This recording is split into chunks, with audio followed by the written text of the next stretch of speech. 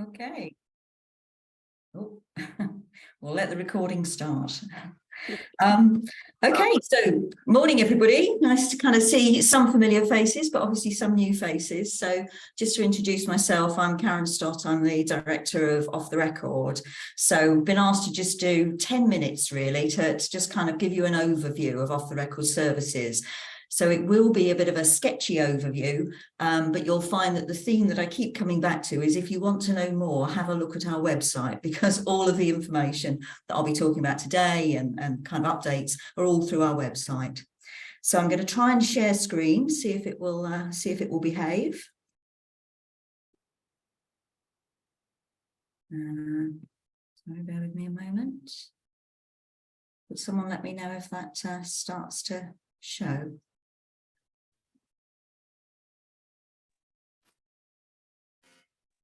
Yeah, we can see it. We can see it. Okay, just try and get it to go into slideshow mode, which of course it's not going to want to do. Oh, there we go.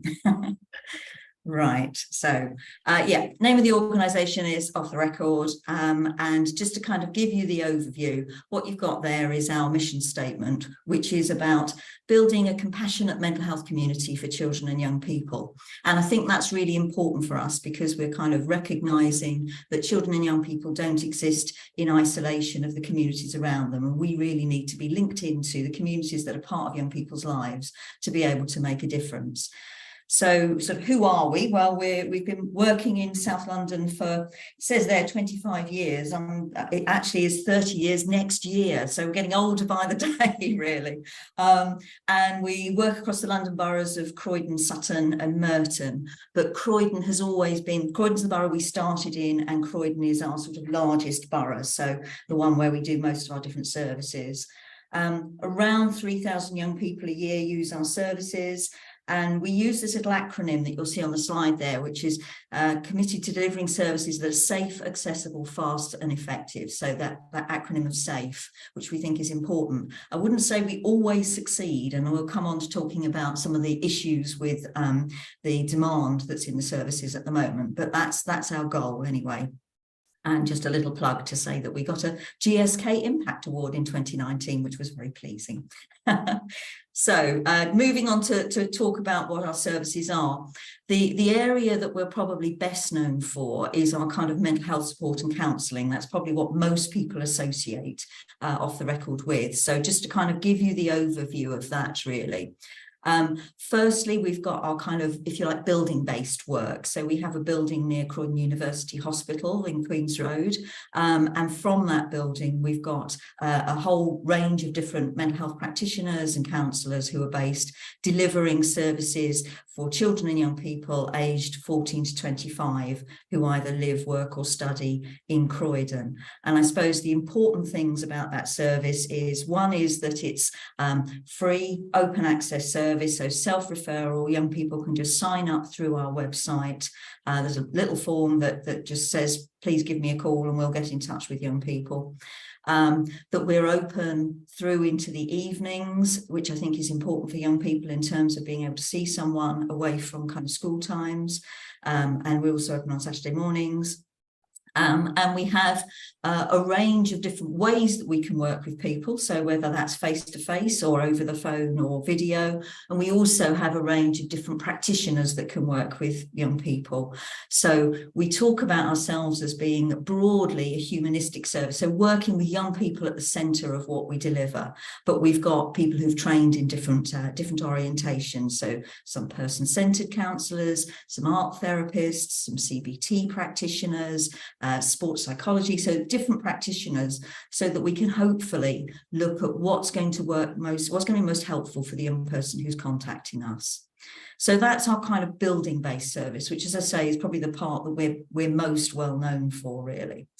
But then also mentioning some of our other parts. So we've got an online service. Now, obviously, the world went online when the pandemic hit, but I do like to keep pointing out we were there first. So we've actually been delivering services online since about 2013, and we've got our own kind of safe, secure, bespoke platform that we use to deliver both therapeutic work, but also online webinars to young people. And I'll kind of say a tiny bit more about that in a second. The other parts around our kind of mental health support and counselling is we're part of the National Mental Health in Schools programme. And I mean, Rona may well reference this as well, because it's a piece of work we do in partnership with Croydon Drop In. But effectively, the two organisations co-run two mental health support teams who are working, each team works with around 16 secondary and primary schools in the borough, delivering early intervention mental health support in those schools. So that's a very specific programme that we're part of.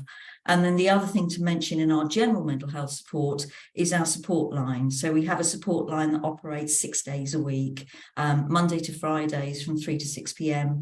and on Saturday mornings. And again, that feels important, that it's a way that young people can get hold of somebody right here and now if they need to talk to someone immediately. And we know a lot of the feedback we're getting at the moment is about the challenges people face in terms of the waiting times in services. So having something that's a free phone number and that's easy access feels really important. So that's that brief overview of those. Just to say a bit more about some of the other parts. So I mentioned our online counselling. Again, I would encourage you to have a look at the site, because I think it's really helpful in terms of young people who might be anxious about walking through a front door and sitting down and talking to somebody, that the online site offers a much higher degree of anonymity, if you like, in terms of young people can just log on, and it's a text-based service. So they're communicating through writing, which actually for some young people seems to be a really, really important way to be able to access support. And that can either be real time or it can be message based counselling that happens through that site. And all of our counsellors that work on the online site have all done specific trainings in working online. And as I say, the world moved online when the pandemic hit, but I think it is important to recognise that it has been a very specific sort of discipline, if you like, long before the pandemic arrived. So that's one of ours. And we also have, through that website, this programme of weekly online webinars that young people can just sign up to. So around mental health themes like anxiety and depression, but also a weekly online support group for young people. So moving on, I'm going to mention something about our targeted services. So we've got a couple of very specific targeted services that we run in Croydon. One is our refugee work. So those of you who are firmly based in Croydon will be all too familiar with the fact that we have very high numbers of young refugees within this borough because of the location of the Home Office here. So we have a small specialist team of counsellors who work with young refugees and asylum seekers and forced migrants. They work with young people aged 11 to 25. Often using interpreters. And again, reference back to our website, you'll find on our website, there's a whole load of resources that have been translated into multiple languages, partly because of our young refugees, but also because we have a number of young people across the services who speak different languages. So there's a lot of different language resources on our website. As you would understand, those counsellors are often working with young people who've experienced quite a lot of trauma in their lives, and a lot of the work that we're doing is enabling them to kind of stabilise those emotions that they're experiencing, because often they're still in quite an uncertain place in terms of their immigration status. So it's often a case of trying to enable them to cope with those feelings in their current situation. We also run the borough's Young Carers Service. So that's working with children and young people with caring responsibilities in the home. So we work with 7 to 25-year-olds doing, again, mental health support, education support, counselling, and again, respite activities that run during the school holidays. So we're just coming into the summer time, which will become our busy time for running a whole respite programme for those young carers. And we've got about 900 young carers registered with that service. I'm aware that we want to keep things short, so I'll just whiz through these last bits. But just to let you know that in addition to those things that I've already talked about, We've got a kind of whole range of services that we call our community and outreach work, really. So we have some community counsellors who are actually going out and working in other settings where young people are, which is back to a theme of saying, instead of waiting for young people to come to us, we need to be able to reach out to them. We also have what's known as our CRIS initiative, which is a small team of counsellors who are working with those impacted by sudden and violent death. So sadly, Croydon has some fairly grim statistics in terms of violence. So we've got a team that will work with the gangs team that are working through the custody suite, again in partnership with Croydon Drop In, but responding to young people who've been arrested for violent crimes or responding to incidents around violence. So when there is sadly a stabbing in the borough, you will find we will have counsellors who will go to the site, who will be talking to the young people there, who will be leaving flowers at the memorials, who will be trying to make that response in that moment of crisis. On a slightly lighter theme, we also have our work with barbers. So we have a session called Trim and Grin, where we work with local barbers and offer free haircuts, but in return for a mental health conversation. So there's no such thing as a free haircut. But again, our outreach counsellors are just trying to make sure they go to places where young people are to have some of those mental health conversations. And we also have our community development worker who works in partnership with the BME Forum, which is a more sort of strategic post. So those are our kind of outreach services. This is just kind of letting you know what some of the things that you'll see on our website. So you'll see there's the poster there, which is around our serious youth violence. The trauma graphic just gives you an example of one of the resources that's translated into multiple languages, which is on our site. And then we also pick up themes that are important. So school, college and uni is indicated on there. We've got a section around school, college and uni, which is actually trying to provide support for young people over this period. And we'll be running phone support lines during the exam results days as well. So what next? So I guess, yes, just to kind of acknowledge that there's this talk of this thing called Generation COVID, recognising that children and young people had a really rough time during the pandemic, and it is creating some potentially long-term mental health implications in terms of lost education, family stress, isolation, a number of young people who struggle to reconnect into school or into the community coming out of COVID. And so, like all services, I'm sure this will be a theme you'll hear echoed across the morning, which is increased demand for support that is putting a lot of pressure on services. So we try to maintain that safe, accessible, fast and effective that I mentioned at the beginning, but recognising there is a real challenge there. And I guess also recognising that we will be continuing to work across lots of different ways of working with young people and continuing to ensure that our offer isn't just the sort of recognised counselling route, but is actually much broader than that and reaching out to young people in the community in terms of psychoeducation work. We're hoping to do some pop-ups in the summer in partnership with a local gym. So kind of trying to think of creative ways of connecting with children and young people in the area. So just final bit then is, yeah, please do stay in touch with us. So please do follow us on social media and you'll see some of the posts that we're doing. But as I mentioned right at the beginning, the main way to kind of get all the information about what we're doing and what's on for us at the moment is to go to our website. So please do go to that and for any other details. And yeah, maybe I'll stop there. Have I hit my 10 minutes? Probably just about. So happy to take any questions.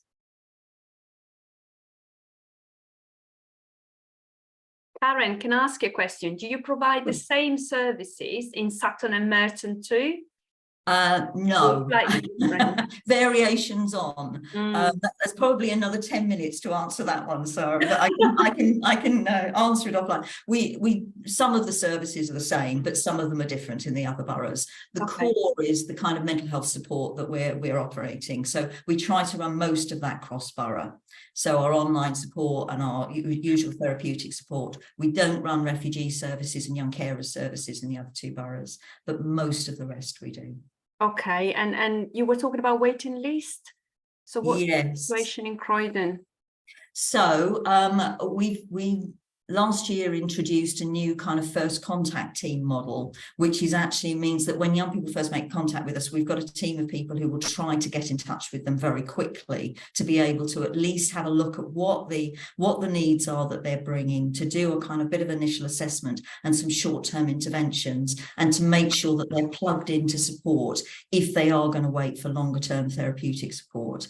So in terms of that first contact, the goal is that there shouldn't be much of a wait. So, a couple of weeks, the aim is to respond quickly to those young people.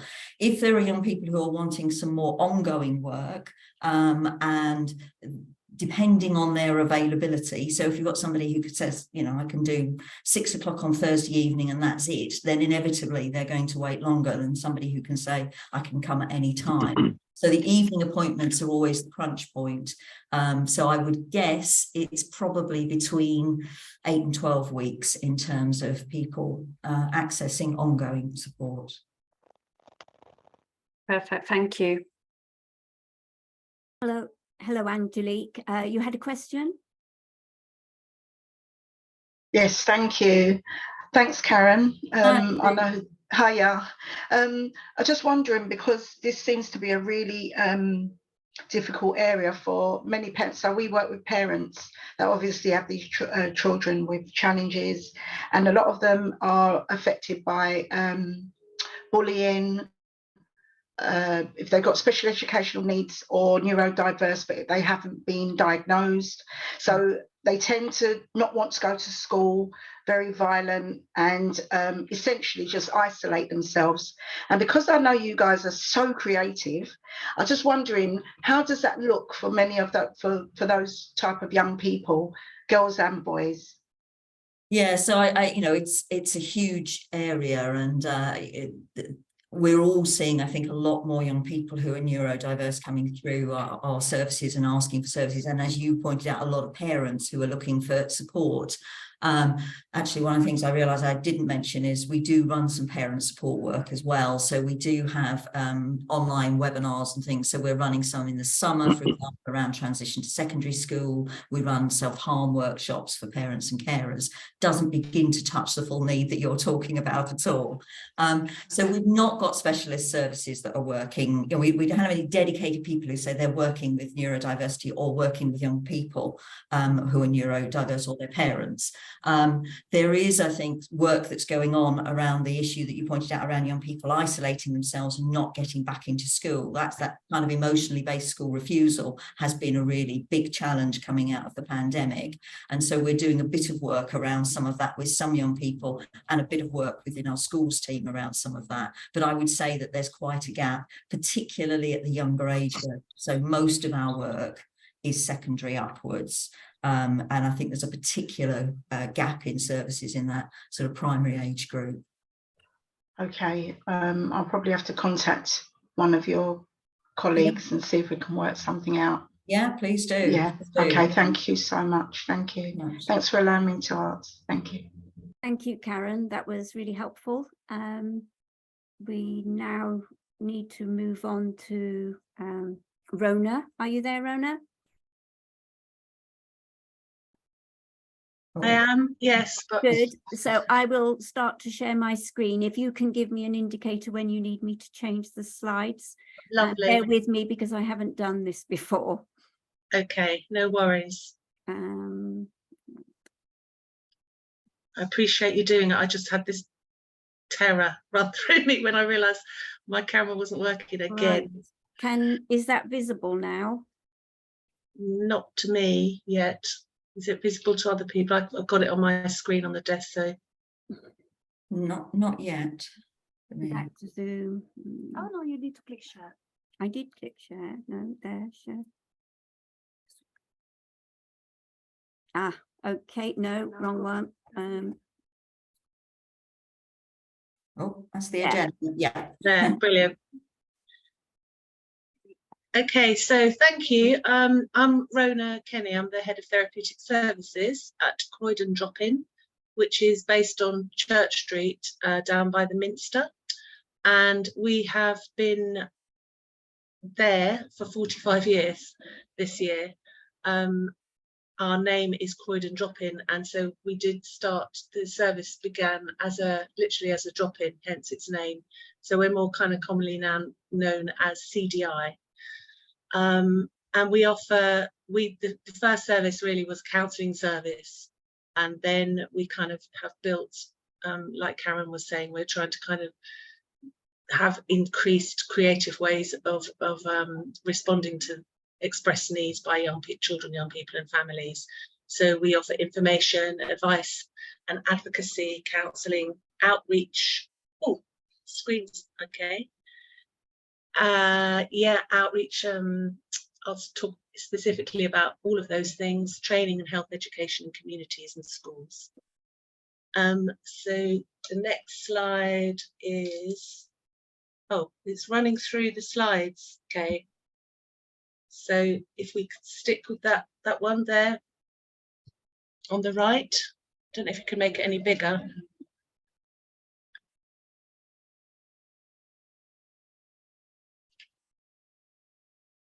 Just getting some support. My apologies all. Sure, no worries. Shall I just keep talking or? Yes. Yep, Yeah. Okay. So who we are, just to run through what's going on in the service. So we have a young people's team. We've had a young people's team since the service began, really. I think, you know, it's been really important that we have the voice of young people within the service, so they are involved in community activities, things that particularly interest them. At the moment, they're doing working with the NHS on a scoping exercise for services for young people, and they are aimed at, the current group is 16 ups, so we've had different age groups, and they usually last about 1 to 2 or 3 years, and they're very important to representing young people's views within the agency. They represent on all of our recruitment panels, and they're also on the board of trustees representing young people. And then we've got outreach. I'll talk a bit more about that. The counselling service, as I say, is one of the fundamental services that CDI offers, and we've now got 3 venues where we operate from. So 132 Church Street, we have 3 counselling rooms. We have 2 counselling rooms at Ramsey Court, where our outreach team are based, and we also have our parent infant partnership PIP house, which is in Upper Norwood. And our service is offered to 10 to 25-year-olds, and it's one-to-one counselling. We also have a systemic family work offer, practitioner offer. The counselling in education settings as well. We have commissioned services where we have counsellors in the school, and as Karen was saying, we've got the mental health support teams in school. That's partnered with us off the record. And we both have between, I think, around 16 schools where we have mental health support, whether it's counselling, whether it's emotional wellbeing support, or support for parents. And the Go Further, Go Higher transition service, that's kind of mentoring support for young people who are 16 ups. We do reach those that Angelique was mentioning, who are isolated, disconnected, feeling, needing support to find a pathway, and some really creative work happens under that scheme, including, initial contacts with young people is, would be Sonia, for example, would go to the house, and if they're not coming up their bedroom, begin a conversation, under their window, just kind of saying hi. Do you want to come to your front door? Having a conversation there. So it's hard to reach young people. And the parent carer support, currently we've had varying offers there. We've had an online peer parenting parent group for parents to work as peers with a facilitator who's an educational psychologist. And we've had a parent group that's pre-COVID, where they used to come to the CDI offices and meet together once a week. And at the moment, we've got an online, well, it's not online, it's a telephone support service called Help Is at Hand. So next slide, please. That's the little one on the right. People probably can't see that, so I'll run through. So it's just the current picture really is, anxiety is the default presenting issue for all of our young people. 40% are coming through the door talking about suicidal thoughts, suicidal feelings, sometimes actively have made an attempt. 40% of young people coming through the door are self-harming. There's been increased sleep difficulty, lower attention spans, poor nutrition, lack of exercise, intrusive technology, socio-economic pressures, climate change, and low confidence about the future. The volume of the workload and the fastest growing population of young people in London is significant. So I think it's no surprise that there are 2 services, full services in Croydon, and we are both, I'm sure Karen would agree, we are both rammed. We have waiting lists, we are still not meeting the demand, and that just really needs significant attention. I think fluctuations in the workforce since COVID, volunteerism has dropped. We have been very reliant on volunteers within our services, particularly counsellors in training coming for their last year in placement. The footfall for that, or the interest in that, has significantly dropped, and we know that's because of socio-economic pressures. So that's another thing. Short-term funding hinders ability to plan longitudinal services, so that's been forever. Increased competition for funding and scarcity of opportunity from regional, national grants and trusts. And we are a borough in exceptional financial difficulties. But I know we have an exceptionally talented and resourceful local voluntary sector. After when the pandemic first hit, we launched a webinar platform, led by Tanya Wallace, our wonderful community counsellor, and it was inviting everybody, all professionals, to come together and discuss and share on relevant topics for the work that we were doing. And it's still going. We've kind of they're not as frequent, but we've kind of more turned it into a meet the author session. So if anybody wants to know any more about that or be on our mailing list to be invited for that, please look for us on our website, which was listed at the beginning, or make contact with us by phone. So sorry, my friend, would you like to go to the next slide?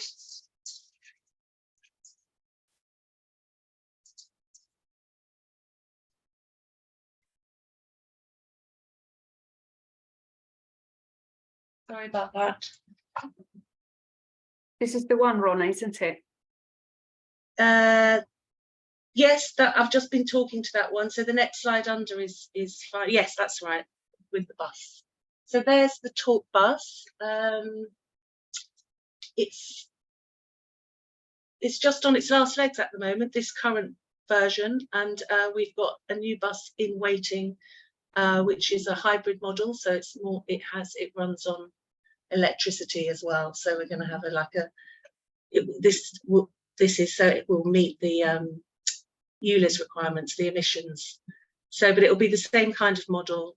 Inside there's you can seal off 2 private rooms within the area. So it's a safe space for children, young people and families. And we roam the whole borough, so it's operating in numerous locations across Croydon. Some are fixed points on a carousel basis, so it does go to every single part of the borough of Croydon. The staff is mainly staffed by youth workers, of course, are friendly and welcoming. And again, like similar to the services, the counselling service or advice and advocacy, and within schools, the current presenting issues are anxiety, low mood, suicidal feelings, self-harm, family and peer relations, domestic abuse, within family settings, exam stress, personal safety and sleeping difficulties. And there's potential footfall per annum of 5,500 individuals. So again, if you'd like to have more information about that or find out where the talk bus is, it is listed on our website, and also please make contact with us. Next slide, please. Okay, so that's just a little bit more about the outreach services. So I spoke about the safe space, go further, go higher, that's the mentoring scheme, young people's participation group. The custody suite project, as Karen mentioned, is in partnership with Off the Record, working with 10-year-olds who've been detained in custody and needing ongoing support. And the help is at hand. There's the phone number, the parent and carer helpline phone number there. I presume you'll be able to send out the presentations, Kay, to people who need them. Yes, that's not a problem. Okay. And the young people's engagement group, that's the what the young people's participation group is up to at the moment. And health education workshops delivered to primary, secondary schools, tailor-made to specific requirements. And the Cronk's Tale is one of our outreach. She's actually pictured there, that's Jess. She's putting together an animated film themed on gangs and youth violence, and that's going to be released in 2023 from a young person's perspective. Okay, thank you. Next slide, please. So there's a few pictures of our counselling rooms.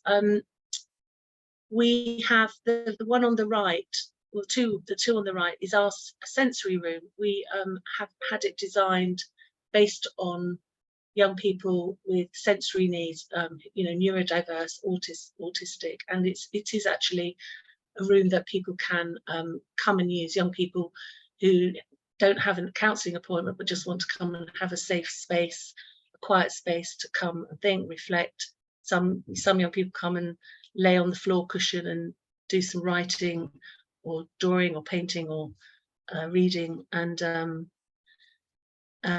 it's, as you see, you can see it's got a projector that projects, you know, like space, like it's like being in space or underwater. We've got a screen. It's a really lovely space. And that's one of all the rooms are named by the young people's team after gemstones. So that's Moonstone is the sensory room, and the one next to it is Amethyst. So it's all kind of themed around a particular thing. Okay, and the next one is the map of Croydon, and each little orange teardrop shape is where the bus can be found, where its current sites it attends. Then the next slide. This is a book that was, it's I'm Fine. It's called I'm Fine because that's often what young people or anyone would respond when we're asked, how are you? We say I'm fine, and underneath that is a whole host of, you know, not fine problems. So it's a guide for parents and carers, and it's been written by young people. And we have that available if you would like to have a copy. Our latest production was A is for Autism.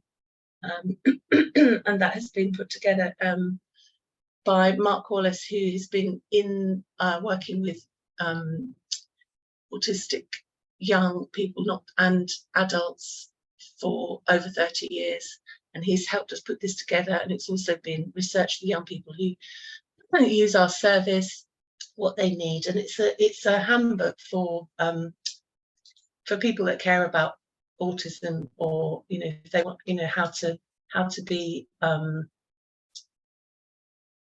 things like communication. There's inside there's a sensory assessment a sensory assessment, and it's got just questions: what things make you comfortable, what things make you uncomfortable. And it's a helpful tool to actually use in counselling sessions, and it's actually helpful for parents as well. And the pictures are just some indicators. Andrea Joseph is our illustrator. She's our resident artist. She did the graphics for the I'm Fine book and also for this. So this is just some examples of some of the illustrations inside and what they're denoting. So the young boy there, there's a counselling session sort of image, and the young boy says, "I'm trying, but I really don't understand what you're saying." So it's about paying attention to the way we speak. You know, that some of the languages, you know, could be received literally, you know, not quite understood. So it's really important to pay attention and be interested and be curious, and, you know, be open to finding ways to communicate that are effective. And yeah, so again, we've got copies of that as PDFs, but also hard copies if you'd like to receive. And then the final slide is that some of us, not the entire team, but we like to have a residential where the whole staff team are together. We really missed that during the COVID years.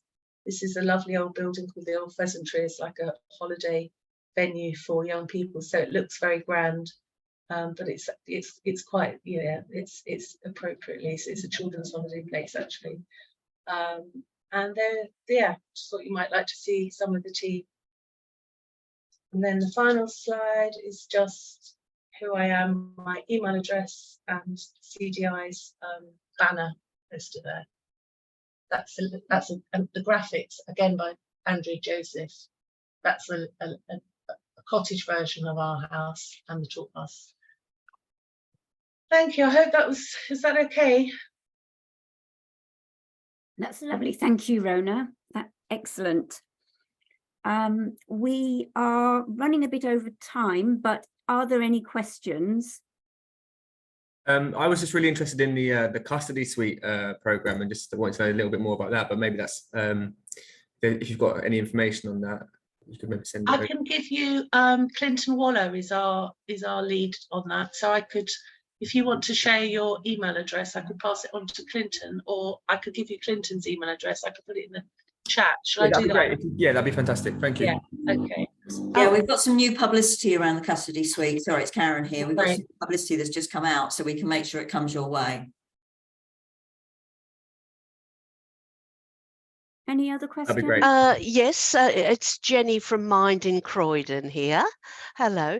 Yes, can you tell me, is the counselling at the 3 venues, or and is it online or in person, or both? Okay. Yes, it's in person, it's online, and it is on the telephone. We have that offer. We've kept that offer going. The venues are all having counselling, but the full-time venue for counselling is 132 Church Street, and then 2 evenings a week we have it also at, this is to do with capacity and staff. We would love to have all venues filled all the time. Great. At the moment we've got 2 nights a week where it's also at Ramsey. So sorry, Ramsey Court, which is where our outreach team are, which is next door to Drop In on Church Street, and the Pip House. Thank you. In order to refer in, it's the 132 and our phone number. Terrific. Yeah. And one more question. The Yeah. advocacy service, is that Yeah. advocating on behalf of the parent and or the young person? Yes, it is. Yeah. Yes. And So what sort of an example would you advocate, issues you'd advocate? Okay. Well, often the things might come through from the counselling. So they might be talking about, the young person might be talking in counselling, and it's clear that they might need some support that is, you know, that isn't within a counselling context, isn't about emotional well-being, but needs some practical guidance. And I mean, the most current issue at the moment is schools, is where young people are being, you know, perhaps not attending or being bullied, or you know, having educational issues. And so our Jackie, our advice and rights advocate, would work with the young person and the parent as appropriate. Oh, that's great. Yes, Thank you for that clarification. Okay. You're welcome, Jenny. Thank you. Thank you Hi. very much, So- Rona. Sorry if you don't mind. I just wanted to make a request. I just popped a message in the chat for Jenny to forward me her details. Thank you. Thank you. Right, I think we need to move on because we're slipping a bit on the time, but we would like to welcome Holly from Croydon CAHMS. Are you there, Holly? Yes, I'm here. Do you want to try and do your presentation? You're coming in and out a little bit, so I'm hoping that that's not me and that might be you. So hopefully I'm not flicking in and out for everybody. Right. Are you all right with your presentation? Have you? I think so. Okay. Let me We'll give it a hand go, see over if I to can you then, share. Holly. Okay, lovely. It's such a shame for me to follow Karen and Rona because their presentations were so aesthetically pretty and wonderful, and mine is very boring. PowerPoint is not my friend, so apologies in advance. I was obviously away that in school. I'm sure I'll it's try going and to be fantastic. Don't worry.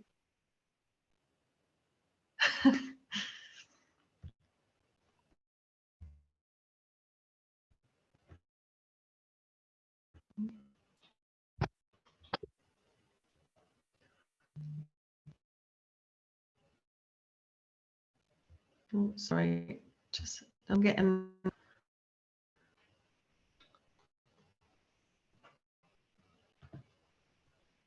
Oh, sorry, I'll turn my so you don't hear me fumbling. I'll turn my mic off.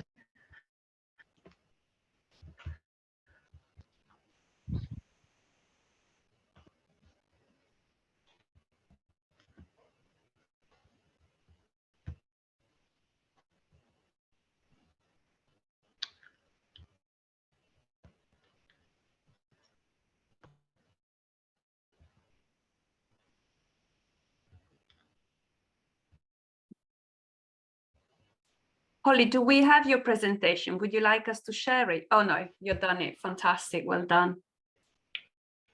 I think we should see something soon. There. Sorry? Not yet. I think it's sharing. Yes. Not yet? Yeah. Yes. Okay, you're actually on the wrong side of my screen, annoyingly. Oh, I can't. Okay. Oh.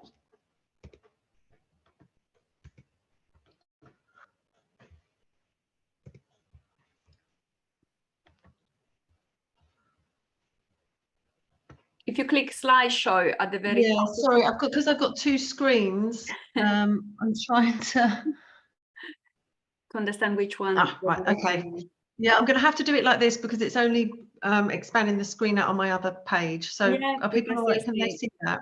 No, we can still see it. Don't worry. Okay, good. Right. Okay, so Croydon CAHMS. So this is just a very brief introduction to who we are and what we do. So I'm Holly and I'm the service manager for Croydon CAHMS. I'm fairly new in post. I've only been here since February, March time. We're based in Christopher Wren House and we're a Monday to Friday 9 to 5, predominantly 9 to 5 service for most of our teams. We're made up of 8 we're made up of 6 teams with 2 sort of arm teams as well, and soon to be 9. Those teams have differing thresholds and client groups. All our teams are multidisciplinary and they sit under the Croydon CAHMS structure.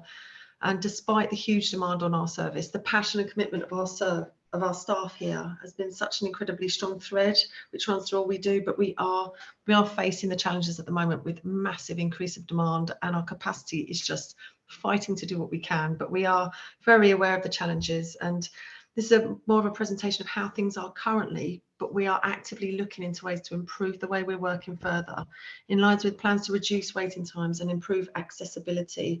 And particularly for those of our cohort that we know find it hard to access services.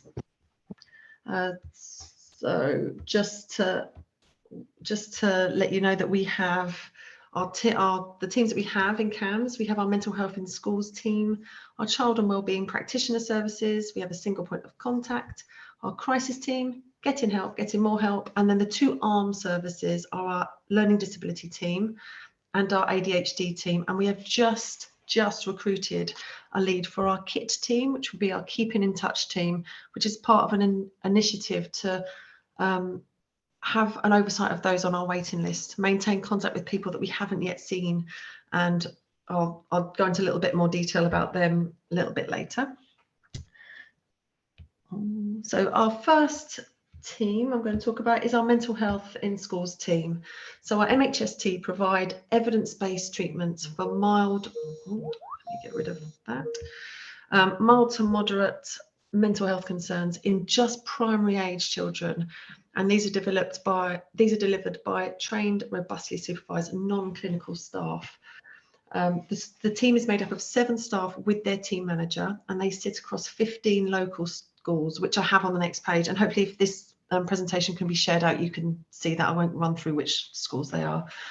And the purpose of the service is to promote resilience through directed, guided self-help based on the principles of cognitive behavioural therapy, or CBT, for parents of primary age school pupils and for young people who are up to 11 years old and needs help with the symptoms of anxiety or low mood. They work with a whole school approach, so they support the teachers as well. So they offer staff support, psychoeducation which are provided on inset days. They do groups for young people to address symptoms of anxiety. They do transition workshops for year 2s, year 6s and years 11 as they go into secondary school.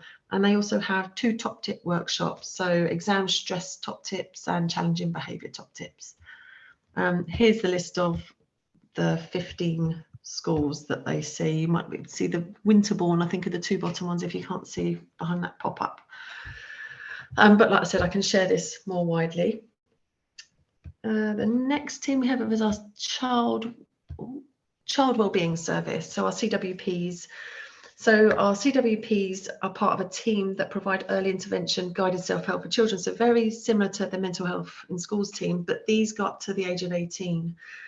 So they provide guided self-help for children, young people and their families up to the age of 18, but they offer more manualised brief intervention, so up to 8 sessions based around, again, on CBT for common mental health difficulties such as low mood, anxiety, stress and behavioural difficulties. The first line approach is, again, guided self-help with books, computer programs and worksheets specific to the individual's needs.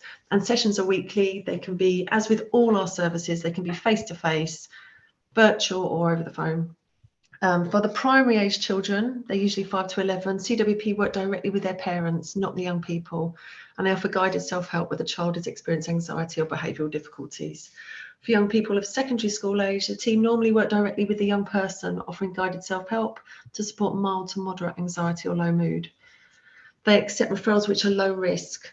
So people under CWP and MHST can't have any current safeguarding concerns or must be low risk of any self-harm, because they would fit better in our other teams.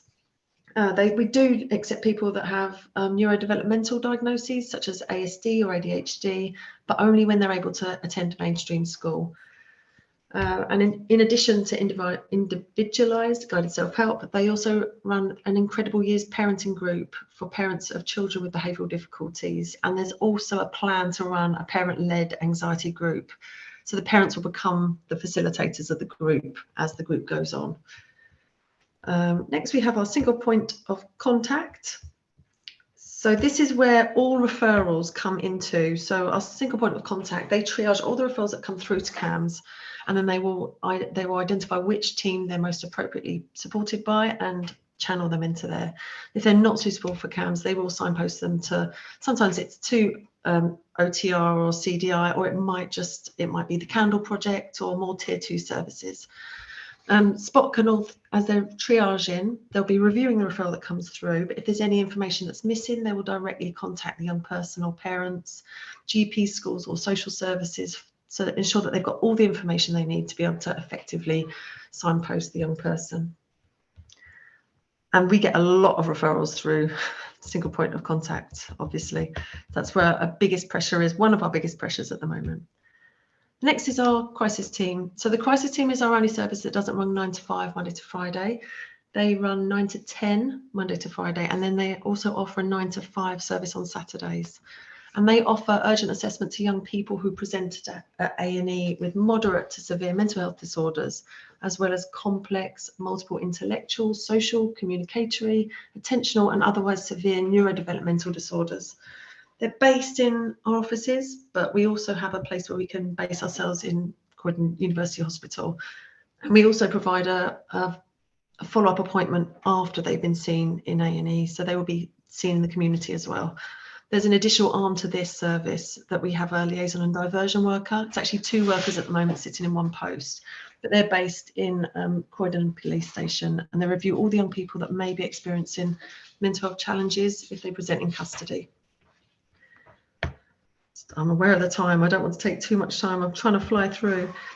We've got our Getting Help team. So this is our first of our Tier 3 treating teams. And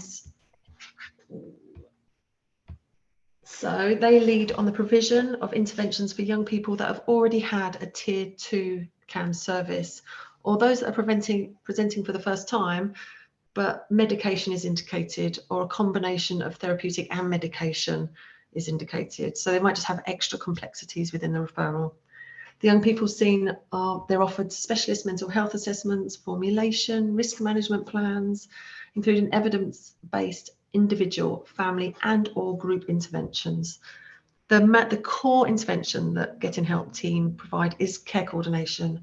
So they'll build a therapeutic relationship with the young person and their families, and they will link in with all the agencies and networks around that family and young person. So they might speak to their school, they might speak to social care and various services involved. And if there's a need for them to be escalated to Tier 4, they can support that, or they will support discharge or transfer. They're also regularly collating screeners so we can see how we're doing and if we need to change our intervention at any point.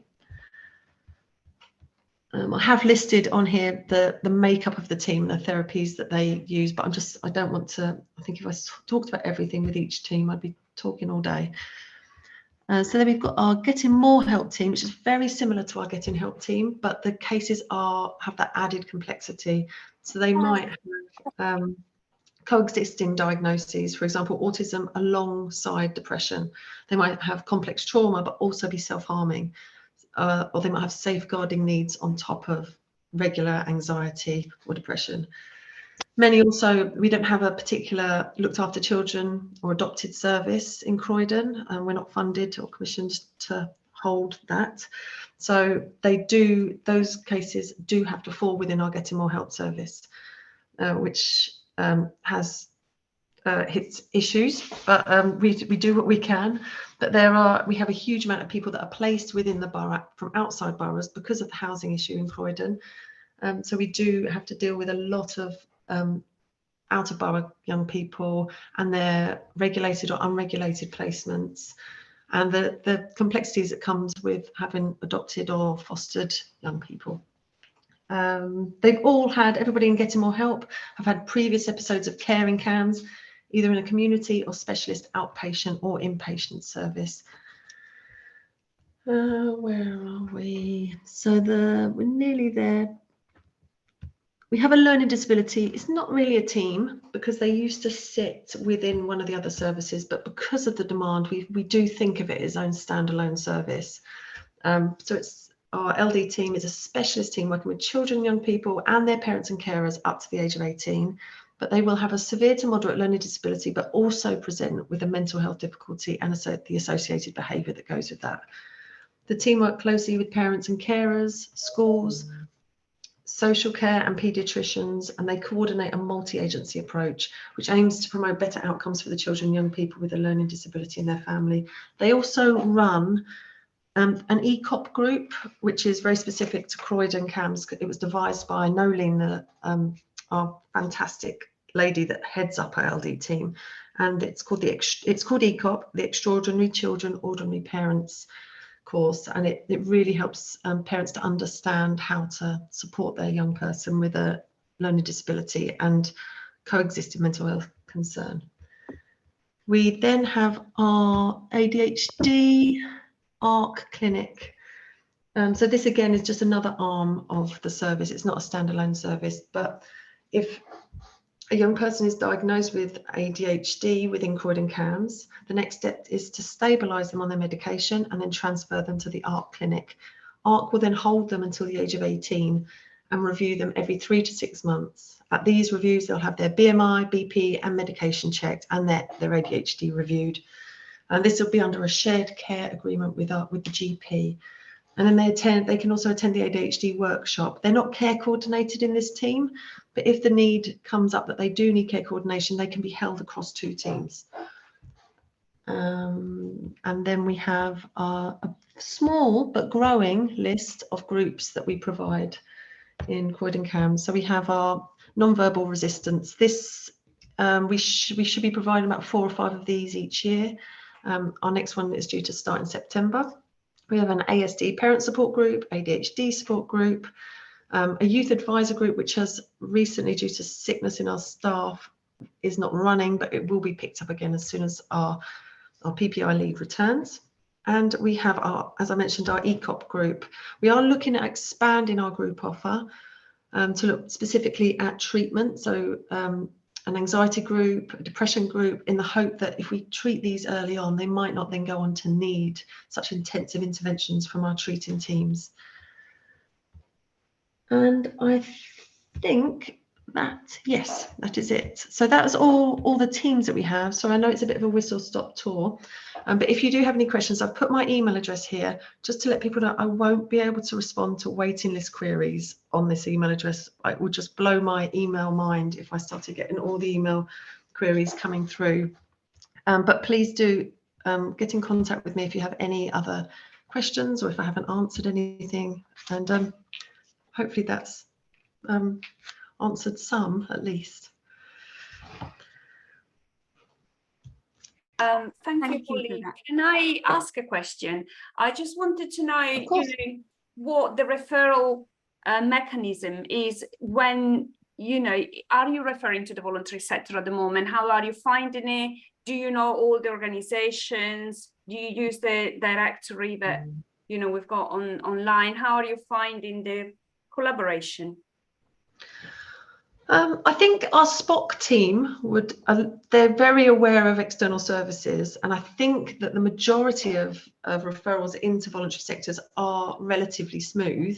We don't, because we're sort of linked up with social care, in that referrals will come through to a joint portal and then sort of passed out between the two. If we do get a referral through, they're very likely to be for us. There are some that we do signpost elsewhere, but a lot of the time they are held within CAHMS. So it's, I don't know any specific issues that we're having. I can certainly have a discussion with Linda, our team manager, and see if there's any issues that we need to iron out. But they have a current list of services that they refer into, and I think they've been doing quite a good job at sort of liaising and building up visibility within the wider network. So there's various contacts within these services that they would link into, but I can certainly catch up with Linda and see if there's any concerns that I need to have a look at specifically. Shall I just add to that? So Off the Record and Drop In are in partnership with the SPOC referral. There's a service level agreement which is currently being negotiated because it's not fit for purpose at the minute, but because we get huge numbers, we get a lot of our 64% of our referrals are coming through the SPOC pathway. So I don't know if Karen's got anything to add to that. But it is a partnership. The partnership is working. It's just the demand, you know. I think that, demand. like you said, it's so busy, and both your services are so flat out, and ours obviously as well, that we I mean, we're doing our best, aren't we? But there's only so many people and so many. Absolutely. And I think the introduction of our Keeping in Touch team, it might not be at the point that you would be involved, but a little bit further down the line when we've accepted cases, those cases that are sitting there and waiting some significant amount of months to be seen, they should have somebody now, well, in the coming months when somebody's in post, contacted them while they're waiting, and hopefully if there's a need for some intervention while they're waiting that can be done at tier 2 level, they can be linked into that. Yes. Yeah. So they could certainly be linked into some of the things at our end. I mean, maybe we don't work smart enough in terms of that. I think the partnership overall works well in terms of referrals coming out.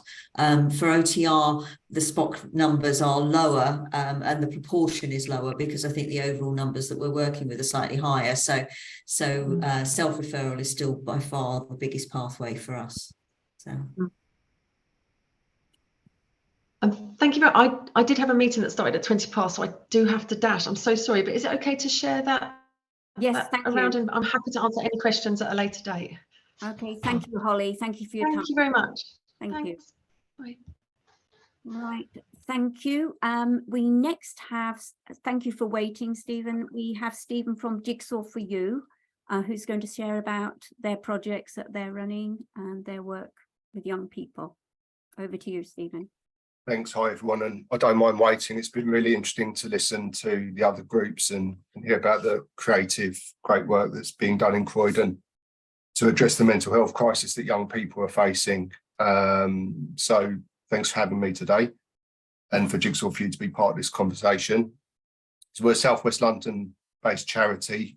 We offer a range of targeted services across South West London and some in different boroughs and not all in Croydon, and it subsequently makes doing our PowerPoint presentation a bit challenging. So instead I'm going to share some individual screens with the different services that we do offer young people in Croydon.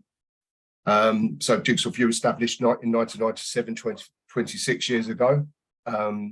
We are a multidisciplinary team, and we offer a range of targeted services for children, young people and families. We do work with more and more adults now, but obviously going to focus on the young people in Croydon for this presentation. We have our office space, which is in, it's in Mitcham, but it's on the border of Croydon, Merton and Sutton, so it's a really good location for us. And we have 4 therapy rooms in our office, which we work out of, and we also manage a wellbeing centre in Mitcham, NHS site, which is a community wellbeing services. However, the majority of our work's done on an outreach basis and in schools and colleges. Our services are all face-to-face, and we provide our support directly, but we will respond virtually if that's what the young person prefers, but you know, that's quite rare for us, especially nowadays. We moved away from that. It was never our model, but following the pandemic, where we did do a bit of online work, we're back to pretty much fully working face-to-face now, unless there's a specific reason a young person can't access direct services. We're accredited by London Youth, and we recently received their Gold Quality Mark Award, which we're really proud of. We're only the 11th organisation to receive that, so that was a big achievement for us. Jigsaw for You's flagship service, which was how the charity launched in 1997, is bereavement. And I'm happy to say that that is one of the services we're able to provide in Croydon. So a lot of those of you that have heard of us might know us as a bereavement charity. Obviously, we still do that 26 years later. However, we've added a lot of other services over the years, but we're super proud to still be delivering the bereavement service, which is quite unique. So I'm going to share the screen now.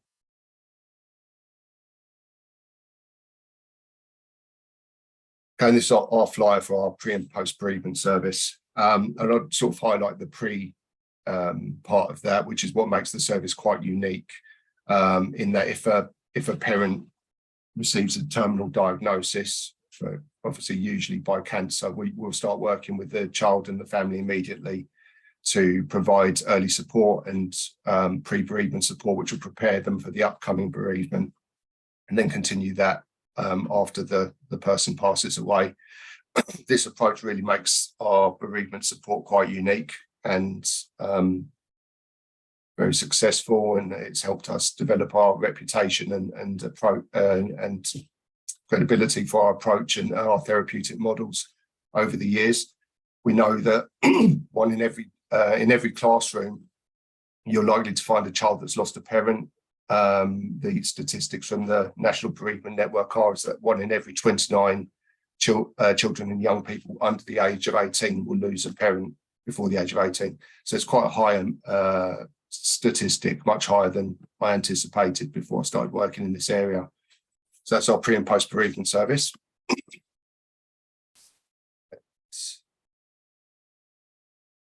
Okay, I'm going to have to unshare and then reshare, so bear with me 1 second.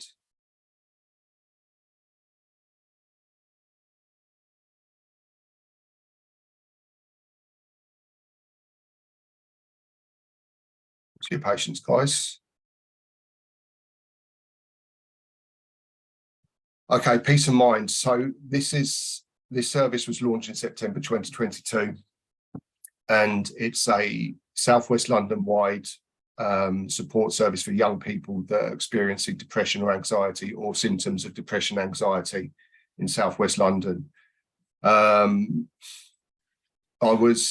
This is a big part of what we're doing, and actually the reason why Karen asked us to join in today, and I had to kind of decide whether or not to actually talk about this, because since September the service has become absolutely inundated, and we're in a bit kind of crisis mode in terms of whether or not we're going to have to stop accepting referrals to work through our waiting list. But peace of mind, we've got the equivalent of 2 full-time therapists working across Southwest London, supporting young people from 11 to 24 with a diagnosis of or experiencing symptoms of depression or anxiety. We're trying to expand the service. It was designed in response to the mental health crisis that developed post-COVID, and we're looking to support other organisations that are established in the boroughs, as we've heard from off the record, and the other partners in Croydon, and to support and hopefully take some of the pressure off them. But we're starting to experience that pressure ourselves. Our staff, they use models like cognitive behaviour therapy, motivational interviewing, solution focused therapy, which are empirically proven models to support depression and anxiety. So this is peace of mind, and a service we're very proud of, but a bit concerned about in terms of the demand that it's under. So just to echo the pressures that the other groups have shared, we're also experiencing that, unfortunately. So again, apologies, I'm going to have to unshare and reshare 1 second.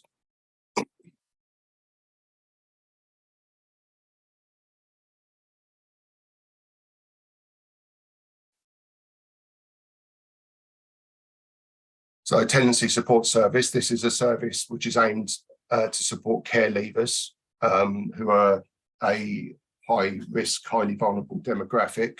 They're overrepresented in adults in mental health institutions, in prison, in drug and alcohol rehabilitation, overrepresented in terms of whether they went through the care system themselves. What this service is aiming to do, excuse me, it's the hay fever affecting my throat. This service is supporting care leavers who are in need of additional support than what they're receiving on a statutory basis. And the focus is on supporting successful transitions into independent living. They may be homeless, they may have just been awarded their first independent home. We aim to go in and support them and make that transition to independent living successful, whether it's budgeting, whether it's cooking, whether it's emotional support, whether it's developing local networks. And the aim of the service is to ensure that this, because when they turn 25, the statutory support will finish, and we want to help make sure that care leavers are ready to go out into the world on their own when they turn 25 years of age. So again, this service is available in Croydon now, and we encourage referrals if you know any young care leavers that could benefit.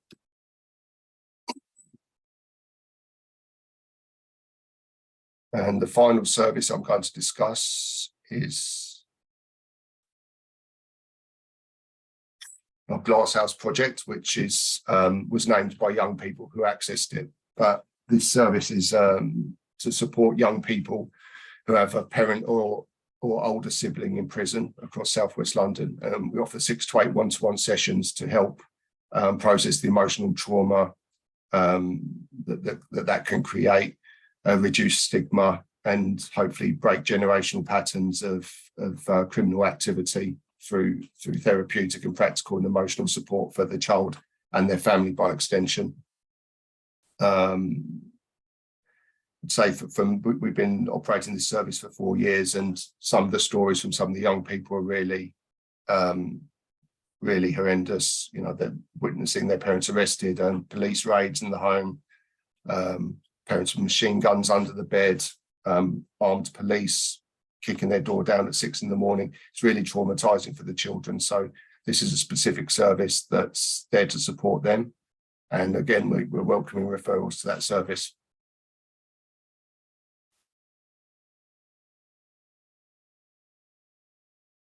And they're the four main services of our 17 or 18 projects that we're offering in Croydon that are suitable for young people. So happy to share those and answer any questions about Jigsaw for You or those specific services that anyone has. And again, on these flyers, which I believe are going to be shared after the meeting, has our website address, our social media handles, our info mailbox. Any questions, please direct it towards those sources. And we'll respond with any referral information or processes that you might need.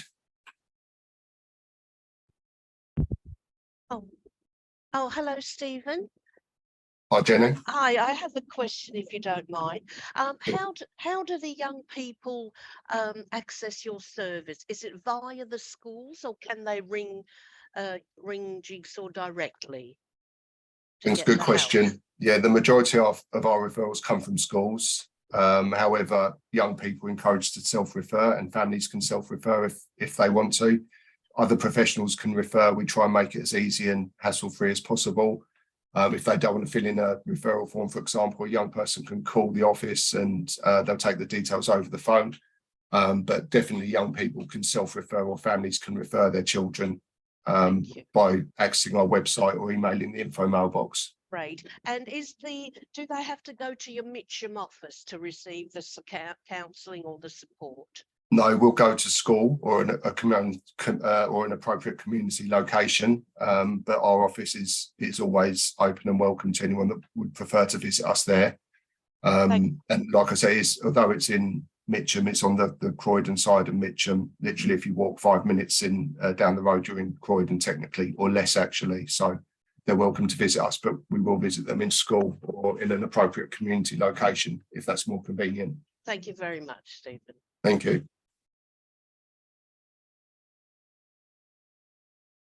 Any other questions? No, just to say, sorry, it's Rona, just to say thank you, Stephen. That's really informative and yeah, certainly be signposting your way. Thanks, Ryan. And yeah, it'd be great to speak to you after the meeting at some point. Sure. Yeah. Know each other a bit better. Yes. Can I ask a question, Stephen? In your work with, so when you say Southwest London, is it all the 6 boroughs? So Sutton, Merton, Kingston, Richmond, Croydon, and I'm missing one. Wandsworth, yeah. Yes. Yeah, we have one or more services in all 6. And that's why I thought I'd use the service flyers rather than a presentation, because otherwise it's just a bit misleading and it's information that isn't relevant to the people in this group. And the other question was about your connections with the prisons, locally in Southwest London. How is it working out? How do you contact the young people? Do they help you to contact the young people of those families that are, affected? They don't actually. When the service first launched, we did reach out and contact the prisons and attempted to work with them. It was quite time consuming and not very efficient for many reasons. And it's the schools that generally referring to us and social care as well, referring to that service. But again, it's open for self-referrals or community partner referrals for anyone that's in this meeting. Thanks. Okay. Right, the next item on the agenda is just to quickly share with you the Croydon Voluntary Action, the directories we've got. I'm sure many of you are aware, but so this will be quick I'll put some notes later supporting this after the event. So I'm going to just share my screen.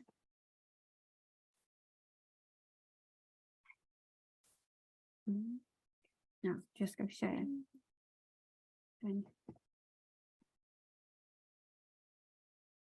Can everyone see that? Hello. Yep, I can see it.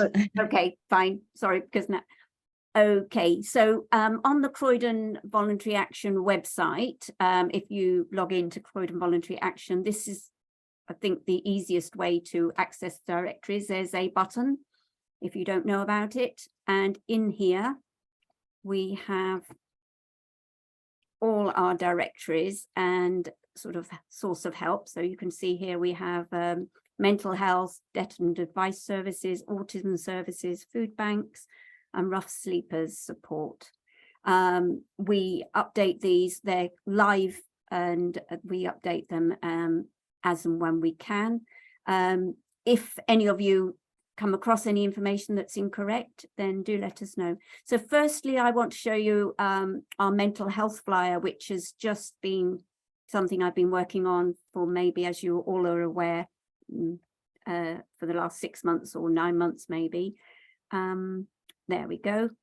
Now on this, it is live, and so anything I change will change on here. The front page is designed to be a poster, so if anybody wants to use that just as a flyer or a poster with a scanning QR code on there. And then many of you will know I have contacted you and updated information that you provided. So you can see I'm just scrolling down. These are all the organisations that we have received information from. We've got SLAM, carry on. Then there's some resources and helplines. Obviously, it goes on and on. But if you spot anything incorrect, do let me know. If you want to change anything on your own entry, things have changed, let me know, and we can change that. That one. Right, so going back, so that's mental health. We have the same on the other buttons for the individual groups. But what I wanted to just quickly show you is also Croydon Simply Connect. You're probably aware of that. What we do is we've also load anyone who is on our database and their services have been uploaded here. On the healthy living, there's a mental health button. And there you will have the list of anyone that's been tagged on that mental health button, and you will see Jigsaw for You are there. And again, if you keep an eye on that, if there's anything changed in your services, do let us know. So I've just scrolled down that. I think that's probably enough. I'll send you the links and let you know if there's any questions. You know, let me know. We can explain that more. Hopefully, that's a really good resource for you for those directives we've been working on. Okay. Right, so thank you. Now we come to the open session, and we've got some groups that have volunteered to share. I'm seeing the time is 10 to, so we're still doing fine with time. So I'm allowing sort of 5 minutes ish for each group. So I think, if I remember rightly, we have Angelique from Walk With Me has volunteered to speak. So if you're ready, Angelique, we'd like to hear about what support you can offer for young people in Croydon. Oh, lovely. Thank you very much for the invitation.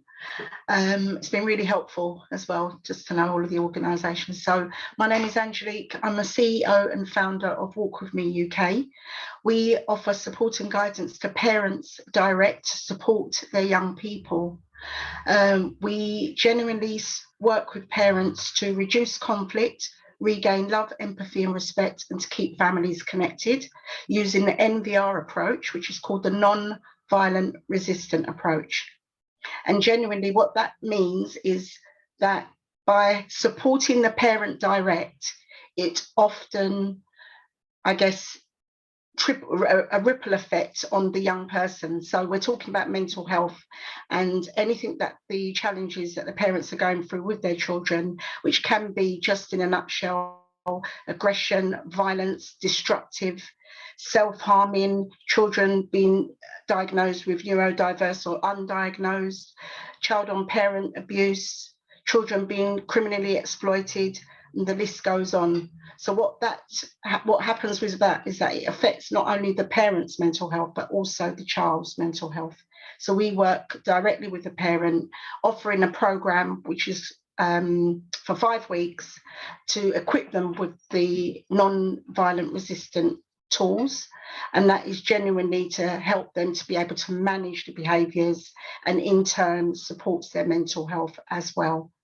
So what we find is more often than not, the parents are struggling with what has happened probably in the past with them, as well as what's happening directly with them at the moment. So we don't look at the surface, we don't look at the surface, we look at the root of what may be going on, doing one-to-one consultations, ensuring that they are supported in many other ways in light of maybe needing counselling. Their children may need other support because siblings are affected as well. So it's really deep. So our saying is connection before correction. Without the parent being connected to their child, it's difficult to correct the behaviours. So the ethos is connection before correction, rebuilding and strengthening family relationships. We leave no stone unturned. So we're not just working with them for 5 weeks and leaving them. They have an aftercare service that they can tap into, which is 1 hour once a month, which is more than enough if they know that they've got somewhere to come to. And they can also be parent facilitators and ambassadors. So we work with them to nurture them to, do as best as they can in light of anything that they have going on. So I think, was that 5 minutes? I think I did quite well, did I? Or maybe have I got anything for questions and answers? That was excellent, thank you. Open that up if there's any questions. Feel free to ask Angelique, just very briefly, to the point. Any questions? I think Jenny had a question. Jenny, did you have a question? Were you raising? Oh yes, hello, thanks. Yes, are you based in Croydon? Good question. We are Yes. nationwide. Oh, We are registered in Croydon. okay. We do it online. So therefore we have access to any parent in the universe, basically. Right. So that's a great question. Yes. So our heart is in Croydon, but equally in any other community nationwide. So being that it's online, it's accessible for many parents. And the reason being as well is to break down that barrier of childcare issues. And because the cases are so intense, which unfortunately they come to us when it's a crisis, as opposed to being preventative, you find that they're juggling many other things, but being online, they're able to just access it by a click of a button. Thank you very much. You're most welcome. Thank you. And also the ages are from 5 upwards. That's the most common ages. And maximum age, or from 5? Most common is up to 21, but it can be up to the age of 60 because it's relationship building. So it can apply to anybody. So it's adaptable for lifelong tools, adaptable for any situation. But we focus on parent and child rebuilding relationships. Thank you so much. You're most welcome. Anybody else? Thank you for the claps. Right then, Jenny, you're next up, I think. Thank you. Hi, Kay. I've not done this before, so bear with me. I'll try to get it done within the 5 minutes. So I'm Jenny Athanasiadis. I work on the information line at Mind in Croydon. So I answer the phones, emails and websites inquiries. Great. Firstly, I'd like to mention, I'm not sure if everyone's aware that there's collaboration between Mind in Croydon, Croydon BME Forum and the NHS. This service has been running for about 1.5 years, called the Croydon Health and Wellbeing Space, which is located in the Whitgift Centre. Kay can forward all the details later. So the Croydon Health and Wellbeing Space offers a variety of services. Walk-ins are accepted for an initial up to a 15-minute chat, and then 1-hour appointments can be booked. So the service provides mental health and wellbeing, physical health, education, employment support, finance, including welfare benefits, form guidance, form filling, housing procedures, as I said, form filling guidance. They have a carer support worker there, a crisis support worker, domestic abuse worker. They have activities and exercises, workshops, groups, advice and information sessions. So that's based in the Whitgift Centre. Lovely. Okay, so Mind in Croydon provides a mental health advocacy service, carers services, including carers counselling, which is free, carers monthly groups, again, all free services, and the carers support service. We have 2 connecting with people services called Active Minds and the Hub/social networking service, which I can give you some information about in a moment. We have therapeutic service, one-to-one counselling, and we run 2 or 3 anger groups and anxiety groups each year via the therapeutic services. Under the support services, we have welfare benefits help or inquiry and advice, mind match, peer support inpatient in-reach service, recovery space, mental health personal independence coordinator service, and other.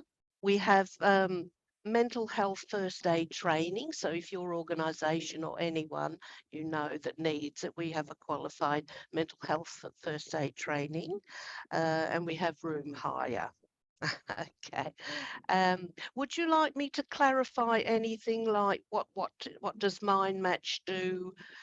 What does Recovery Space do? What does the Mental Health Personal Independence Coordinator Service do? Or we could share that via the leaflets that Kay will send out. What do you think? Can I ask you a question, Jenny? So it would be great to know the age range you work with, because I understand you tend to work with adults, but you know, some of these organizations also have young people that are 18, say maybe up to 25. And the other thing is, I guess, you know, what kind of sessions do you have for Active Minds at the moment, and how can young people join? What is the age range? Because I think that, you know, kind of getting active with sports might be something that people can refer to in addition to their own services. Certainly. Thank you very much for your question. Yes, indeed, our services are for people 18 years and over. Okay, and so anyone 18 years and over can access the services.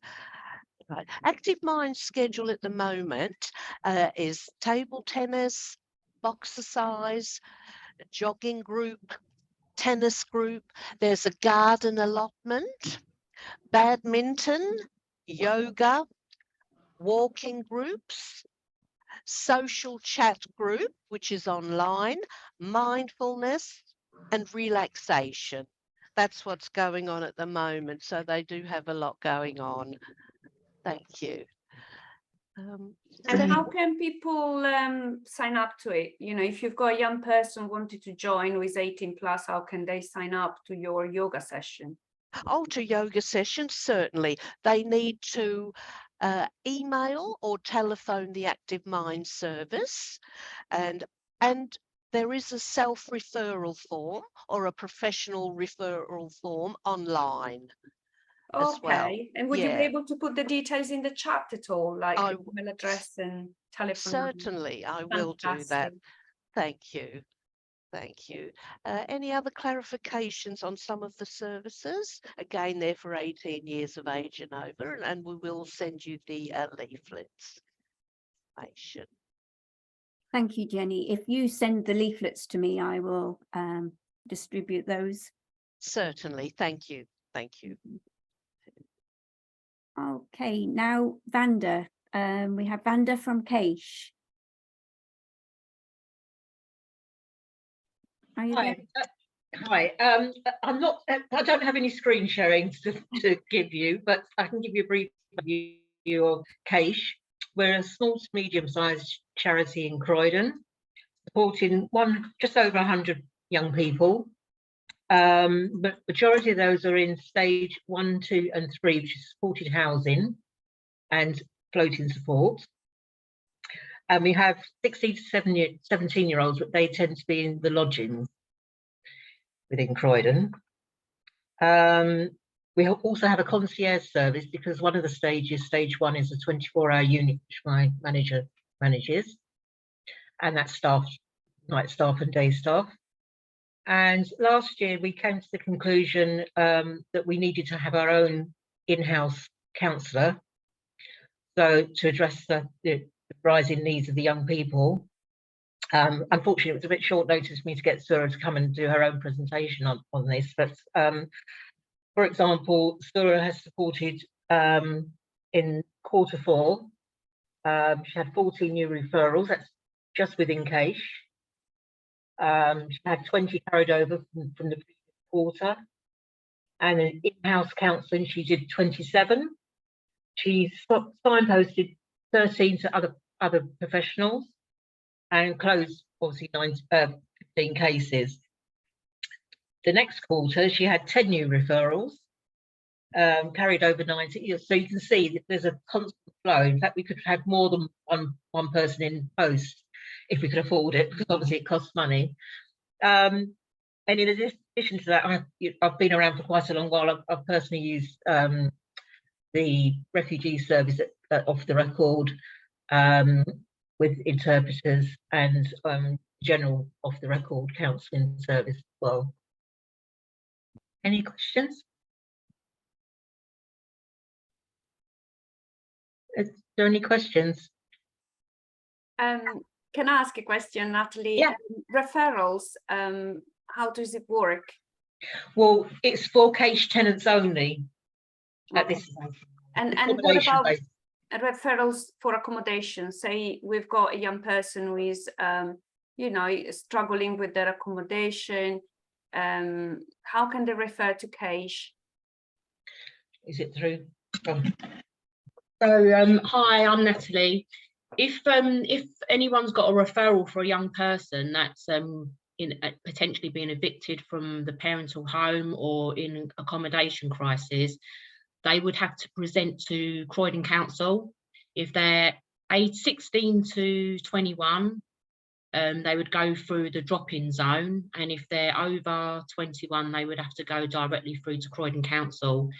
An assessment then would be carried out on that young person, and then the Croydon Council would then send the referral out to the different providers throughout Croydon who they thought was suitable for that referral. Brilliant, thank you. No worries. I just had a question. I'm from Croydon Council, from the post-16 participation team. Natalie, we used to work with Leanne at CAHMS with NEETs. Oh, yes. Who's the best person to speak to now in CAHMS with NEETs? There isn't a replacement for Leanne at the moment. Okay. So I mean, if you've got any questions, you can come through to me, like email me, okay. And yeah, I can help you as best as I can. No problem. What's your email address? Shall I put it in the chat? Yes, please. Yeah. Thank you. No worries. Okay.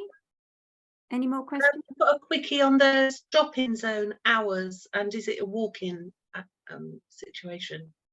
No, you'd have to call them, and then I think since the COVID, they'll book an appointment. They do face-to-face now, but it wouldn't be a walk-in service. It would be a matter of contacting them and then arrange an appointment for you to come in. Okay, thanks. Okay. Thank you, Natalie and Vanda. Thank you very much. Thank you for explaining that. now we have Jake Dixon from the Mental Health Improvement Project team for Croydon BME Forum. Yeah, thank you. Hi everyone. Yeah, so as you said, it's that we work for mental health. Oh my, lost my trail of thought there. So we are with BME. I think. Sorry. As you can tell, I've recently joined. I started 2 weeks ago, and I had my old employer's acronym in my head then. So Croydon BME Forum, and the program is the Ethnicity and Mental Health Improvement Project with the Croydon BME Forum. So what it's going to look like, we haven't actually launched yet. We're launching in a few weeks' time. We're going to be based in 6 localities in Croydon, and we've identified 6 localities of need in terms of socioeconomics and in terms of our BME communities in Croydon. So those 6 locations are the localities are just about being finalised. So I can't share the exact locations, but there's going to be 2 in West Croydon, 1 in South Norwood, 1 in New Addington, and then we are going to have a space in the Wellbeing Centre in the Wicked Centre as well. So the other 5 locations are just being finalised. We're going to have to be part of a mobile hub. So within this mobile hub, there'll be 4 adult workers, 2 youth workers, of which I am one of them. And we're going to also have an in-house clinical psychologist and an assistant psychologist as well. So the clinical psychologist will obviously be delivering face-to-face therapeutic work with after referrals from our youth workers and adult support workers. And also we'll be providing kind of clinical oversight as to kind of how we're engaging with communities in the spaces that we're in. So the bulk of my work working with young people will be around signposting. But just before I kind of talk about that signposting, the overall aims of our program are to reduce the inequalities, which I'm sure we're aware of, around access, experience and outcomes for BME peoples in terms of their mental health. So that's why obviously we use our in-house psychologist who's going to be delivering direct therapeutic work. But also I'll be looking to put on a few workshops. So I'm also currently training to be a child psychotherapist. So I will be putting on some workshops around emotional well-being and mental health for young people. And we'll obviously get that information out as and when we're putting on those workshops. Is there anything else you feel like I've missed? So in terms of we're producing a flyer at the moment with all of this information on it, and when we come to launch, we'll be obviously distributing the information about where the exact locations are going to be. But as I say, I can confirm there's 2 in West Croydon, likely on London Road, 1 in South Norwood, 1 in New Addington, and 1 in the Whitgift Centre. And that will all be within our information that we'll be sending out likely in a couple of weeks' time.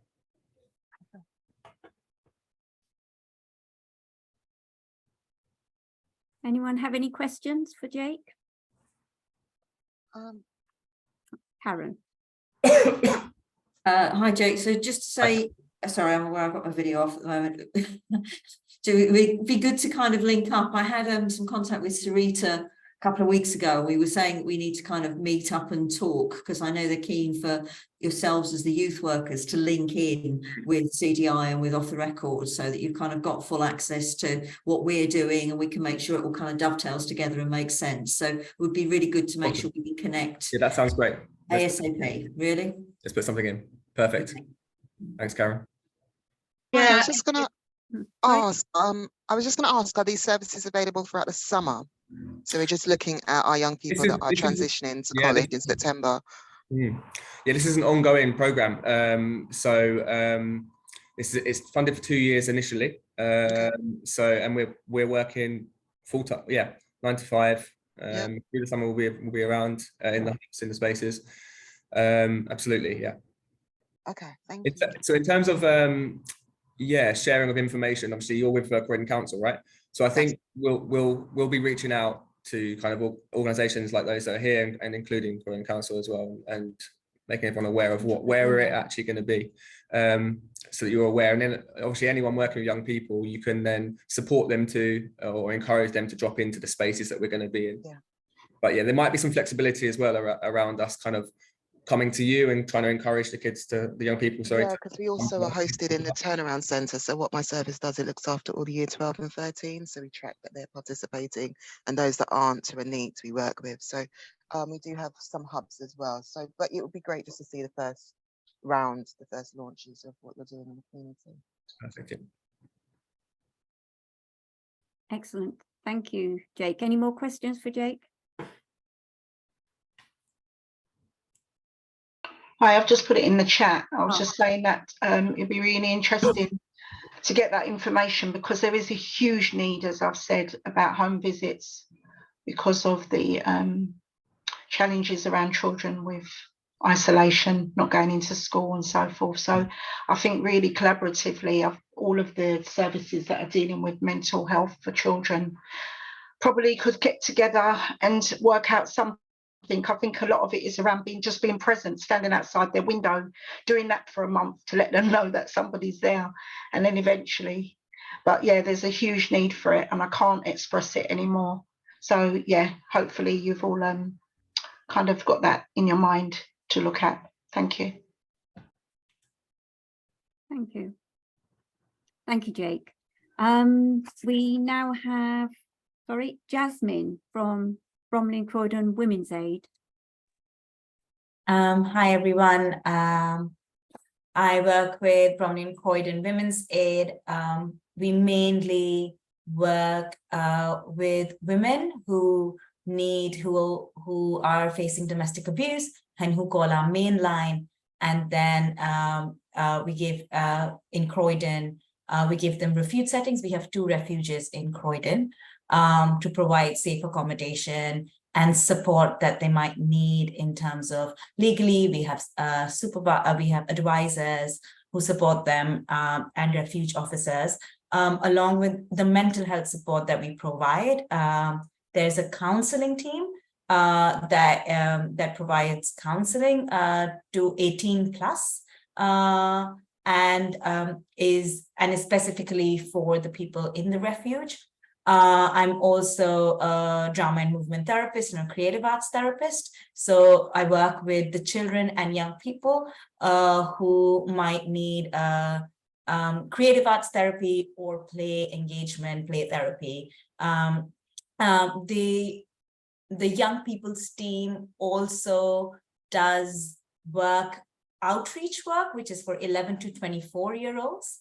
And that work happens in schools, in community centers with children who either are facing domestic abuse in their households or are at risk of that. And they usually work with 11 to 24-year-olds who present with symptoms of anxiety, depression, etc. Yeah, in short, that's what we do.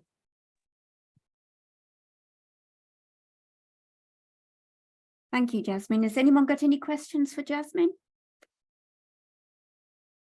May I just ask, eligibility, do they need to be Bromley or Croydon residents to use your service? Yes. At risk of those issues? Yeah, okay. So, yeah.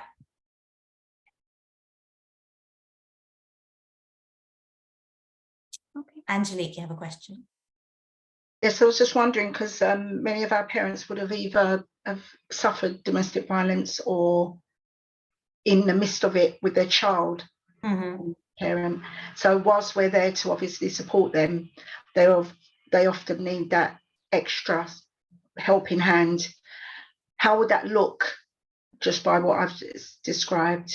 So while we can support, because it's Bromley and Croydon Women's Aid, we limit our working area to Bromley and Croydon. So if there are families in Croydon that you think would need that support, you can write in to us. I'll give you the outreach work and the young people's email ID, and you can write into us and we can see what other collaborations then we can do, and whether a young people's officer or somebody can be engaged in that work. They usually meet the young people's officers or the children children officer usually meet people outside, say sometimes either in a cafe for an informal chat, in terms of that support, or wherever they need. Sometimes they need informal support.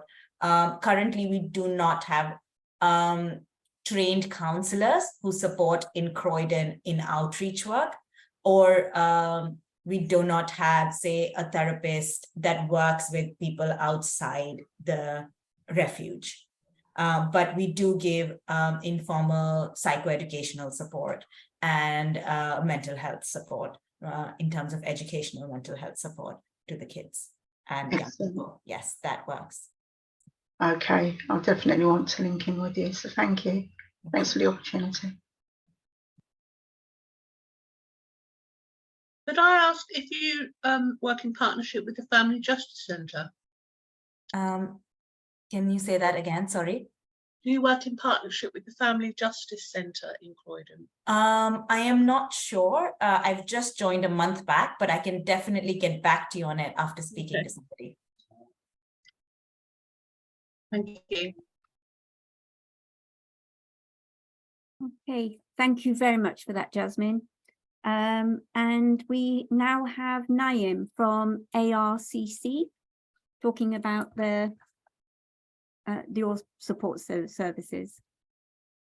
Hi, Kate. Thank you. Let me see if I can share the flyer. She'll make my life a little bit easier. Don't know if everyone can see that.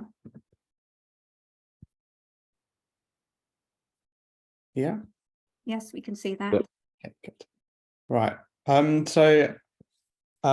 name is Naeem. I work for Asian Resource Centre, many of you known as ARCC, as IT and project coordinator. So I'm going to go through our mental health service. So it's called Here to Talk. That's the project name. And there is 4 areas in the project. So we offer free counselling. We also have a free mental health champion. You can have conversation with them up to 8 sessions. So counselling, we offer up to 8 sessions standard. But if you do feel like the client need a few more sessions, then we can put that up to 12 sessions as well. Same thing with mental health champions, up to 12 session maximum we offer.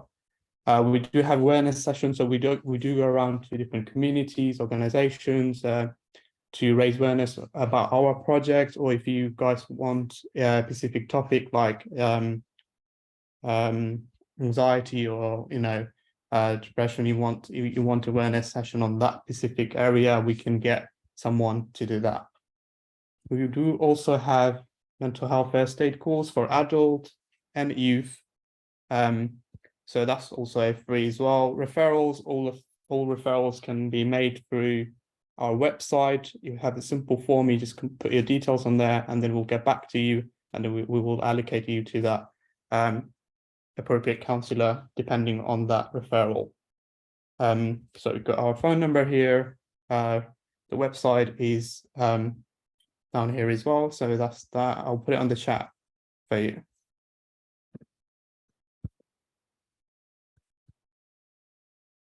Excellent. Does anyone have any questions for Naeem? Yes, I do. Hi, Naeem. A silly question, but is these counselling, the mental health services for Asian people that identify as Asian? Good question, actually, not silly. So our pot of funding is steered to work with Asian people mainly, but we do not discriminate anybody. We do see people from all kind of background, and we welcome everybody. You do? Our service for 18 plus only, that's another thing. So if we do receive anyone under the age of 18, we will probably or most likely signpost to the other services in Croydon Borough, like Drop In, Central Croydon, something like that. So yeah. Thank you. I was just going to ask, Naeem, do you have access to interpreting services as well? Or support if English is a second language? Yeah, so it's slightly difficult. That's something we're literally working towards because in counselling, when you try to be, try to get interpreter into it, it becomes slightly difficult. Yeah. The session, it's not that effective. So we're trying to work toward that. We've got counsellors who speak Arabic. We've got ones who speak Urdu. We've got ones who speak Bengali. We've got one recently, Punjabi. So we tried, all the councillors, they also do it in English as well. So we try to make it culturally appropriate in certain situations, much as possible. But sometimes there is barriers, and we have to, you know, seek for help from other organisation if we don't have that specific counsellor. Thank you. Angelique, you have a question? I do indeed, and I'm really sorry. I'm going to apologise from now. I keep flipping the script because I'm so passionate about supporting the parents, because if they don't have the support, it's difficult for the children to be nurtured. So Naeem, just wondering, because we did have a case that a parent, we had referred a parent to yourself regarding the mental health of the parent because of certain situations with the child. So what does that look like? Because unfortunately, I don't think they were able to access anything. So it's myself, and I've got another colleague, Bina, who works in this project. So I'm not sure if I have looked into that specific case, or my colleague, so I can't comment on specifically on that. But it's not we would have contacted the client, or if you followed it up with your, you know, email, we would have responded to you. Oh yeah, it wasn't for you to comment. It was more or less if I needed to refer someone again for the same scenario, would that be that you don't have that service, or yeah, it would be just good to know for the parent to support their child. We don't have, no, not specifically, no, not Okay. the service, no. Okay. What we do a lot of the time when we don't have something available, we pin that referral or email, whatever it is, and we try to see if we can help them by signposting or find another. So sometimes it takes a little bit of time, because you know, we look around and then we try to get back to that person. We can't help, but at least we've got something to give it to them in a way. Okay, no problem. All right, thanks very much. No problem. Right, is there anyone else who would like, who hasn't actually put forward, that want to share about their services, that is here but hasn't committed to doing that? No. I'll probably just say a little bit about what we do. Obviously, I work for Croydon Council as a local authority, and I work in the Access to Education service. So that's not up to the age of 24 with an EHCP. So what our whole service does, we're also looking at any barriers, because obviously we've got a statutory duty to make sure young people are in education. So we probably will be using a lot of the services that are around us, because we don't have the in-house facilities to. So a lot of the time it will be maybe asking for anybody that's in this meeting to maybe come and present to certain teams. It will just be online, but we have the Youth Justice Service. You have myself that's in the post-16 NEET service. We work with parents, we work with young people with special needs. So there's a whole lot of work the local authority is doing. But all I would ask is, if we do contact you directly, it might be because you've got a specialism that we might need to tap into. So we'll more likely be the person or the service that's referring back out. But what we tend to do is we tend to also ask any mentors just to keep us updated about how our young people are progressing. Our whole aim is to remove their NEET status. I would say our stats probably anything between 4,500 year 12 and 13 students every year come through our books. About anywhere between 300 to 900 would be needs. So we have a lot of need to support mental health issues in the house, a lot of barriers. We have a lot of unoccupied minors coming in with language barriers, ESOL provision on that sort. But we really thank everybody around this table that's definitely here to help young people. We can't do our work without you guys. So definitely we'll be reaching out to a few of you. Excellent, thank you, Maria. I would just like to say, oh, sorry, I see Jermaine has got her hand up. We've got just 3 minutes. I think, you know, some people may have to leave. So if you could share your question, Jermaine. Hi, sorry, no, I was clapping. Sorry, Yeah, my apologies. I've been taking lots of notes, and I will be in touch with quite a few of you later on. Thank you. Sorry, Jenny. Yeah, sorry, I have a question, if that's okay. As I work on the info line, I do get calls, so I'd just like to your advice. Who do I refer to when a parent rings up and the child is under 16 and says, my child is showing symptoms of depression? and anxiety, what do I do? Who would you suggest, aside from saying go to the GP first, which one of these services or any other services can I refer the parent to? Can I jump in on that one? Yes, so just say certainly, if you've got somebody who's a young a parent who is trying to get help for a young person, yes, probably your first port of call probably is either Croydon Drop In or Off the Record, because we kind of run a whole suite of services and can signpost others. There are lots of others that do provide services, but I guess speaking from Off the Record, I'd be bound to say us. That's great, Karen. Thank you. And one last question. When a parent says that I've got a child under 16 and I can't cope, and the parent can't cope, I know what I do, but any suggestions when they say that, who could I signpost them to? So again, there's a parent helpline that's run through Croydon Drop In, and there's also the Young Minds parent helpline, which is a start point, but there are also services here that are working with parents. I can see Angelique's just switched her camera on, so may want to kind of respond as well. Thanks, Karen. Great. Thank you. Absolutely. And it will be interesting to know what that word means when they say they can't cope. Exactly. Because that determines where, but we can definitely support. And if we can't, we will support in signposting. Great. So, and Angelique, is your service only online, as you say, via video or telephone? So the programme is delivered online to the parents. So if we're offering them a 5-week programme, it will be to deliver online. But we will obviously speak to them because it's important. Text, WhatsApp, whatever way they need to communicate is absolutely fine to get to that point. Okay. Thank you for your feedback. You're most welcome. I could just add, Jenny, that there's also Parent Line Plus in Croydon, helpline. And I haven't heard that one. Parent Line Plus. Parent Line Plus, yeah. They've got a telephone helpline and a website that's got some really nice little podcasts or short, pieces around, managing their teenage anxiety, those kind of things. So, I haven't heard of that. Could you post the website? I think it's www.parentline plus, but I'll try and post it before we close. Thank you for that. I wasn't aware of that one. Thank you. Thank you. Shakira, you've got your hand up. I'm Shakira. I'm from the Croydon DME Forum, the family practitioner here. Our goal is to work with parents and families as a whole to build more resilient families and build that connection between parents and their young people. So again, to answer your question, if the parent is saying that they couldn't cope, that would be something I'd be happy for you to signpost them to us. We are doing sessions with families as well. Thank